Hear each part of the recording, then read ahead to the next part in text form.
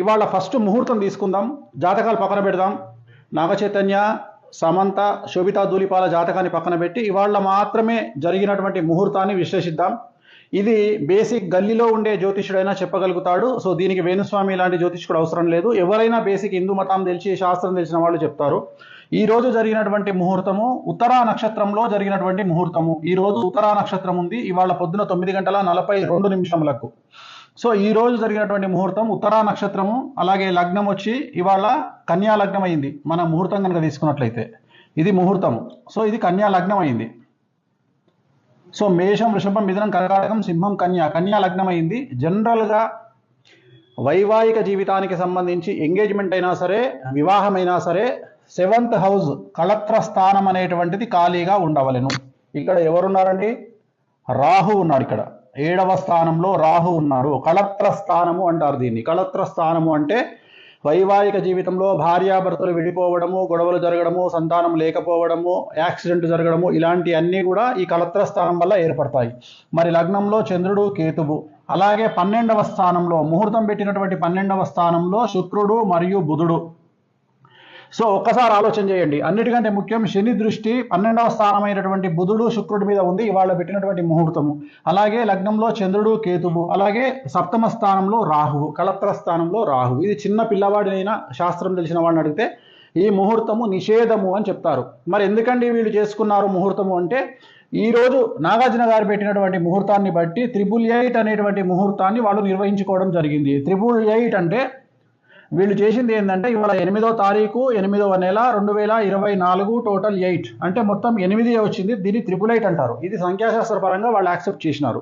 So మనమేం తప్పు పట్టట్లేదు వాళ్ళని, వాళ్ళ ఇష్టం. ఈ ముహూర్తం అయితే నిషేధము. ఈ ముహూర్తము ఇవాళ నిశ్చితార్థానికి పనికిరానటువంటి ముహూర్తంలో వీళ్ళు చేసుకోవడం జరిగింది. నేను గతంలో మరి నాగచైతన్య, సమంత జాతకాన్ని ఎందుకు విశ్లేషించి విడిపోతారని చెప్పినప్పుడు చాలామంది నన్ను బండబూతులు తిట్టినారు, విమర్శించినారు. ఇక మీదట ఈ వీడియో విమర్శించే వాళ్ళు కూడా ఒకసారి నేను పెట్టిన వీడియో చెక్ చేసుకోండి, సమంత నాగచైతన్యది. మరి వాళ్ళిద్దరి కాంబినేషన్, సమంతది మేషరాశి, నాగచైతన్య గారిది కర్కాటక రాశి. సమంత గారు అమావాస్య నాడు పుట్టడం జరిగింది. శోభిత ధూళిపాలది ధనుస్సు రాశి, ఆమె కూడా అమావాస్య నాడు పుట్టడం జరిగింది.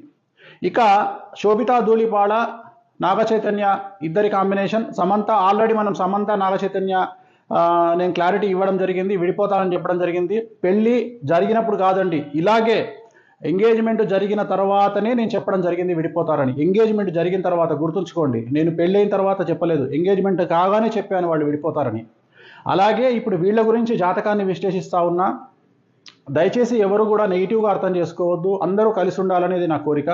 కానీ కొన్నిసార్లు మనం మంచి కోసం చెప్పడానికి ప్రయత్నం చేస్తాం. ఎందుకు తెలిసి ఒక రాంగ్ స్టెప్ వేస్తారనే ఉద్దేశంతో చెప్పడం జరుగుతుంది. ఇక్కడ గుర్తుంచుకోవాల్సింది, శోభితా ధూళిపాలది ధనుస్సు రాశి, అలాగే నాగచైతన్యది కర్కాటక రాశి. ఒకసారి కాంబినేషన్ చూడండి. కర్కాటకం, సింహం, కన్యా, తుల, వృశ్చికం, ధనుస్సు 6, ధనుస్సు, మకరం, కుంభం, మీనం, మేషం, వృషభం, మిథునం, కర్కాటకం 8. సో 6:8 అయిపోయింది.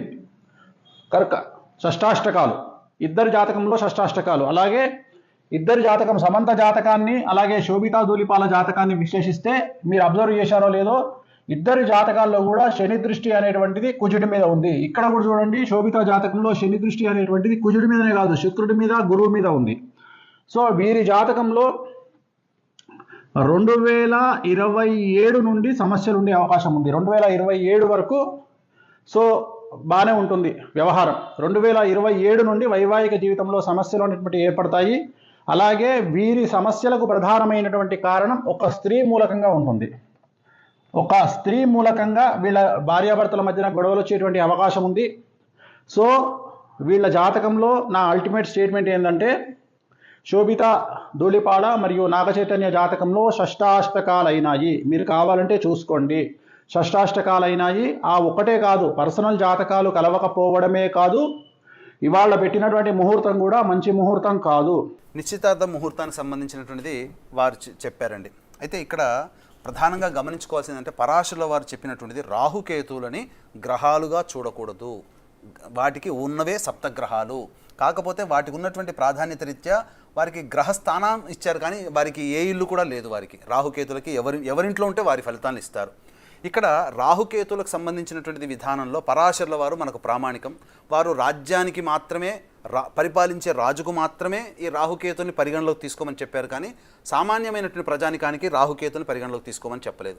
కాబట్టి వారు ఆ యొక్క నిశ్చితార్థ లగ్నానికి సప్తమ స్థానంలో రాహు ఉన్నాడు కాబట్టి ఇది సప్తం అంటే కళత్రం అన్నారు. సరే, కళత్రమే, కానీ ఇక్కడ గమనించుకోవాల్సిన అంశం ఏంటంటే ముహూర్తం పెట్టేటప్పుడు ఏ ముహూర్తానికి అయినప్పటికీ కూడా అష్టమ శుద్ధి అనేటువంటిది ఉండాలి. అష్టమ శుద్ధి అంటే ముహూర్త లగ్నానికి 8వ స్థానంలో ఏ గ్రహాలు ఉండకూడదు, ఎంటీగా ఉండాలి. ఇక్కడ మీకు చూడండి, 8వ స్థానంలో ఏమన్నా గ్రహం కనబడుతుందా? అంత ఎంటీగా ఉంది. కాబట్టి ఆ ఎంటీగా ఉంటే ఆ యొక్క ముహూర్తానికి ఆయుష్ పెరుగుతుంది, బలం ఉంటుంది. మనము ఒకసారి కనుక గతంలోకి వెళ్ళినట్లయితే హరిహర బుక్కరాయల వారు సామ్రాజ్య స్థాపన చేయాలని చెప్పి శృంగేరి పీఠాధిపతులు మన తెలుగువారు విద్యారణ్య స్వాముల దగ్గరికి వెళ్ళి ముహూర్తం పెట్టించుకున్నారు. కానీ ఆ ముహూర్త సమయాన్ని కనుక పెడితే ఆచంద్రార్కం ఆ రాయలవారి వంశం మన భారతదేశాన్ని పరిపాలించేది, అఖండమైనట్టుగా ఉండేది. కానీ వారికి ఉన్నటువంటి కొంత పరిజ్ఞానం లేకపోవడం వల్ల కొంత కాలం ప్రభావమే అది.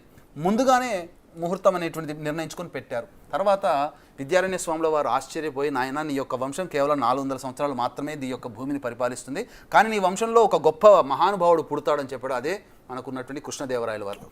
ఇక అంటే ముహూర్త లగ్నానికి అంత ప్రాధాన్యత ఉంది. 9:42 ముహూర్త సమయం చెప్పారు కదండి, ఆ గడియలోనే లగ్నము కన్యా లగ్నం అయింది. ఓకే, ఇక్కడ సప్తమ స్థానం రాహు, అంటే వివాహానికి మాత్రం సప్తమ శుద్ధి అనేటువంటిది చూసుకోవాలి, ఇక్కడ గమనించుకోవాల్సిన అంశము. అయితే వీరి జాతకంలో శని శుక్రుడిని బుధుడిని చూస్తున్నారు అని అన్నారు. ముహూర్తానికి సంబంధించినటువంటిది చెప్పబడి ఉంది ఏంటంటే లగ్నంలో శుభగ్రహాలైనటువంటి గ్రహాలు ఉండాలి ముహూర్త లగ్నానికి. పైగా ముహూర్త లగ్నానికి కేంద్ర స్థానంలో శుభగ్రహాలు, కోణస్థానంలో పాపగ్రహాలు ఉండాలని చెప్పబడి ఉంది. కాబట్టి ఇక్కడ ఏంటంటే గురువు లగ్నాన్ని వీక్షిస్తున్నాడండి. గురువు ముహూర్త లగ్నంలో కానీ ముహూర్త లగ్నాన్ని గురువు చూస్తున్నా 1,00,000 దోషాలు తొలగిస్తాడని చెప్పి మనకు ముహూర్త చింతామణిలో ఉంది. ఓకే, కాబట్టి గురువు 5వ దృష్టితో లగ్నాన్ని చూస్తున్నాడు. ఇక్కడ ప్రధానంగా ఉన్నటువంటి ఒకే ఒక్క లోపం ఏంటంటే యొక్క ముహూర్తంలో చంద్రుడు ముహూర్త లగ్నంలో ఉన్నాడు. దీనివల్ల ఏంటంటే దగ్గరి ఆత్మబంధువులకు వారి ఇరువురి వైపు, ఇటువైపైనా అటువైపైనా కానీ అనారోగ్యం చేస్తుంది. ఉన్నటువంటి వ్యక్తులకి అనారోగ్యం పాలవుతారు. ఇది చాలామంది సినీ ఫైనాన్షియర్స్ యొక్క జాతకంలో కూడా నేను చూడడం జరిగింది. ఆ ముహూర్తం వివాహ సమయానికి లగ్నం ఎప్పుడు కూడా వివాహ ముహూర్తం కానీ వివాహ సంబంధించినటువంటి లగ్నంలో చంద్రుడు ఉండకూడదు. చాలామంది తెలిసి తెలియక పంచాంగాల్లో ఇచ్చిన అనేక ముహూర్తాన్ని ఫాలో అవుతారు, కానీ ముహూర్తం పెట్టేటప్పుడు ప్రధానంగా చూడాల్సింది చంద్రుడు మాత్రం వివాహ ముహూర్తానికి లగ్నంలో ఉండకూడదు. ఇప్పుడు టోటల్గా మీరు చెప్పిన ఈ జాతక చక్రం ప్రకారం శోభిత ధూళిపాళ్ళ నాగచైతన్య నిశ్చితార్థ ముహూర్తాన్ని బట్టి వాళ్ళు కలకాలం పిల్లా పాపలతో ఆనందంగా గడిపే అవకాశం ఉంటుందా? ఉంటుందండి. ఎందుకంటే జన్మించి ఆ యొక్క ముహూర్త లగ్నానికి గురు వీక్షణ సంపూర్ణంగా ఉంది. అందులో ఇంకా ఏ మాత్రం కూడా డౌట్ పడాల్సిన అవసరం లేదు. చాలా ఇంపార్టెంట్ ఒకటి చెప్పారు మీరు. ఈ ముహూర్తంలో ఈ చిన్న లోపం వల్ల, చంద్రుడికి సంబంధించిన లోపం వల్ల వారి కుటుంబ సభ్యులు కానీ వీళ్ళ కుటుంబ సభ్యులు కానీ అనారోగ్యం పాలవుతారు. అది దానికి సొల్యూషన్ అండి. దానికి ఖచ్చితంగా గురువు చూస్తున్నాడు కాబట్టి ఆ పరిహారం కూడా అక్కడ జరిగిపోతుందండి. వాళ్ళు పరిహారాలు పాటించుకుంటారు, ఇబ్బంది లేదు. అవన్నీ కూడా వాళ్ళు చూసుకుంటారు. వాళ్ళ చాలా మంది ఉన్నారు కదా. ఫైనల్గా ఒక్క మాట చెప్పండి. వాళ్ళ జాతక చక్రం ప్రకారం ఇందాక నేను మళ్ళీ అడుగుతున్నాను ఇదే మాట, శోభిత ధూళిపాళ్ళ నాగచైతన్య వీరి జాతక చక్రాలు కూడా మనం వేయొచ్చునండి. ఓకే అంటే ప్రస్తుతానికి దీని ప్రకారం చెప్దాము. కలకాలం వాళ్ళైతే హ్యాపీగా ఉండే హ్యాపీగా ఉంటారండి. అందులో ఏ మాత్రం వాళ్ళిద్దరు జాతకాలు కూడా చూశారు కదా. నాగచైతన్య జాతకాన్ని, సమంత జాతకాన్ని వాళ్ళు విడాకులు తీసుకున్న తర్వాత ఎందుకు విడాకులు తీసుకున్నారనే భావంతో ఆ యొక్క వీడియో కూడా చేయడం జరిగింది.